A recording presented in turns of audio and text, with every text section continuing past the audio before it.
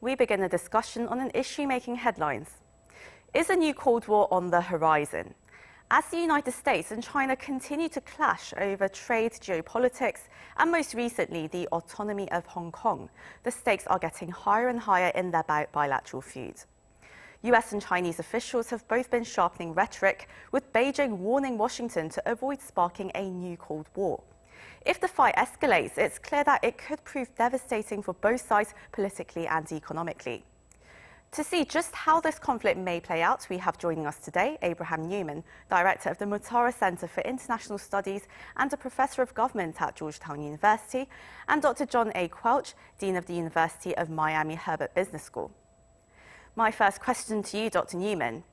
So in this conflict that we're seeing escalating between the two countries, what does each side have to lose and gain from this conflict? I mean, China has warned the US against starting a new Cold War, and it's said that it's not trying to replace America's role in the world.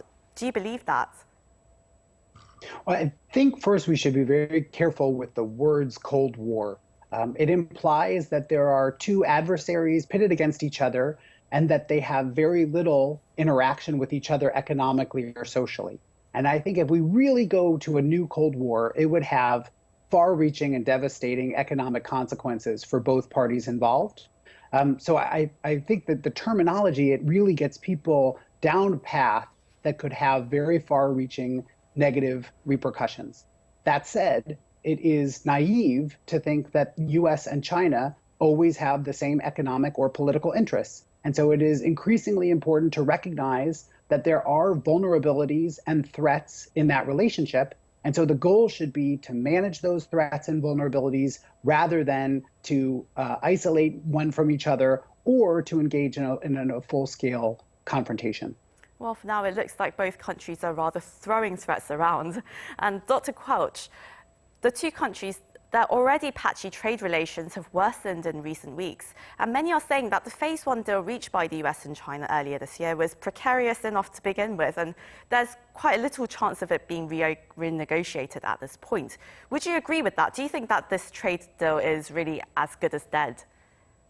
Well, certainly the COVID crisis derailed the supply chain between the two countries, and basically, the economic damage associated with that is the result, I think, that it's very unlikely that China is going to be able to purchase or will purchase the level of products that were guaranteed to be purchased in the agreement, especially on the timetable that was promised. There were no enforcement mechanisms in the Phase 1 deal, and incidentally, around about $350 billion worth of Chinese exports to the US are still subject to tariff, even despite the trade deal. But one thing I would say, we should take some comfort from the fact that that trade deal was signed, was reached, and from the fact that the two principal negotiators, Trade Representative Lighthizer on the US side and Vice Chairman Liu He on the Chinese side, do have a very good working relationship, and I would expect to see that in the long run, if those two gentlemen still are in the positions that they're in, that there will be progress over time. I see. Well, Dr. Newman, but if this falls through, I mean, what would it mean for President Trump politically if this Phase 1 trade deal doesn't really happen? Well, I already think you see a shift in the politics of China playing out in the United States. So there's been in the last several weeks a ramping up of confrontational moves by the Trump administration, but also backed by the US House of Representatives and the Senate. And so I think the trade deal is just the first step in a larger set of confrontations that will be happening over the next months before the election. I think, unfortunately, right now, there is a bipartisan consensus that the U.S. has to be tough on China, whether that's economically or because of human rights. For various political reasons, those things right now sell in domestic politics, and that's going to make the U.S.-China relationship quite uncomfortable for the coming months. Well, Dr. Quelch, China weakened its currency to its lowest level in terms of the midpoint level since 2008 after renewed threats from the US to slap fresh tariffs on the Chinese economy. And while China was committed to increasing energy imports from the US as well, but some say this might not be so likely now. With US oil companies struggling enough as it is with the coronavirus, how do you think they'll fare throughout this crisis? Well, US energy companies are obviously disadvantaged by the collapse of the global oil price. And incidentally, China will save around about $100 billion in 2020 in terms of lower costs on its energy imports. The Chinese let the yuan devalue slightly in order to compensate for the extra aggravation of US tariffs. And it's always the case that the Chinese export market requires that there be these adjustments in order to facilitate Chinese exporters still being able to operate successfully internationally. But one thing I would note is not to exaggerate this, because the yuan-dollar spread over the last 52 weeks has only been around about 5%. So it's not as though there is a huge level of volatility in the currency exchange rate between the two countries.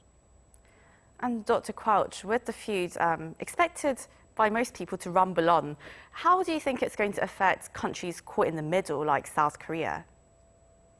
Well, I think South Korea has a very strong position, certainly as a high technology center that could, in many respects, provide substitute products at competitive world prices to those that Chinese IT exporters are providing.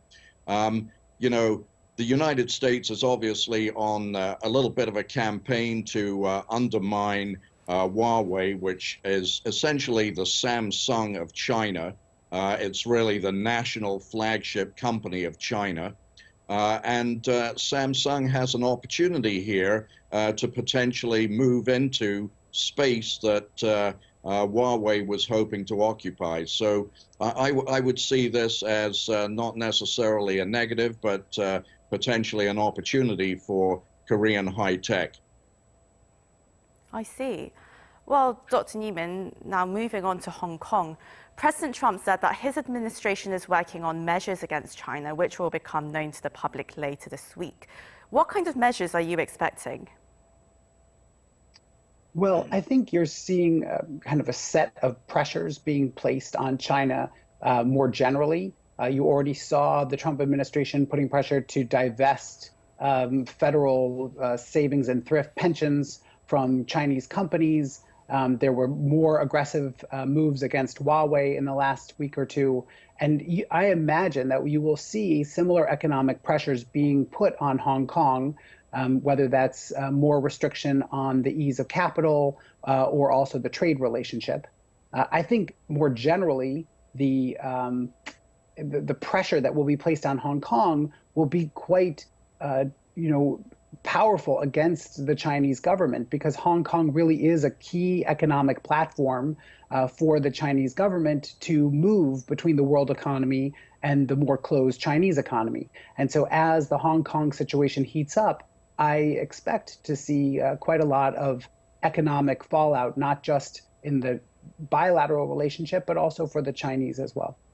In fact, Dr. Quelch, White House National Security Advisor Robert O'Brien actually said Sunday that it's difficult to see Hong Kong remaining as the Asian financial hub if more actions are taken by the US. Do you think he's right? I don't. I think the world economy needs Hong Kong as the third financial center after London and New York. And as Dr. Newman implied, Beijing needs Hong Kong as well to be in that role. So I think I would view what's going on at the moment as somewhat analogous to what we saw last year. We saw a tremendous number of protests in the streets of Hong Kong. And in the end, the financial markets of Hong Kong continued to operate. And I see a similar pattern this year, quite frankly. Of course, it's an election year, and so there's going to be a lot of bravado. There's going to be a lot of posturing in the United States that is seeking to blame China for the ills that have befallen us. But the fact of the matter is that the global economy needs Hong Kong. It's not possible to replicate Hong Kong in 5 minutes in Shanghai or Beijing. And so I don't see this set of protests as being particularly threatening. So you believe that both Beijing and Washington want Hong Kong to stay as it is the financial hub of Asia. Well, Dr. Newman, just before we go, where do you see the US-China relationship going over in the coming months with the US presidential elections coming up as well? Yeah, I'll just say what I said from the beginning, which is we've left behind, I think, what was the normal, which was a policy of constructive engagement, the idea that we could have tight economic relations and that would always be, or in general, be a win-win for the two countries. Unfortunately, we don't have a new normal. We don't have a plan about what is going to happen in this relationship. And so you see, I think, a lot more uncertainty, and you see fits and starts with kind of nationalist pushes, the U.S. administration bravado. But I'm worried that these things could escalate because you don't have a clear understanding of where the relationship is going from either side, and that creates quite a bit of uncertainty. And this uncertainty really seems to have come at the worst time in the middle of a world pandemic. Well, I'm afraid that's all we have time for today, but thank you for your incredible insights. Abraham Newman, Professor of Government at Georgetown University, and John A. Quelch, Dean of the University of Miami Herbert Business School. Thank you so much for joining the program. Thanks again. This is also where we wrap up the show. Thank you for watching. We'll be back at the same time tomorrow. Hope you have a wonderful day wherever you are. Goodbye.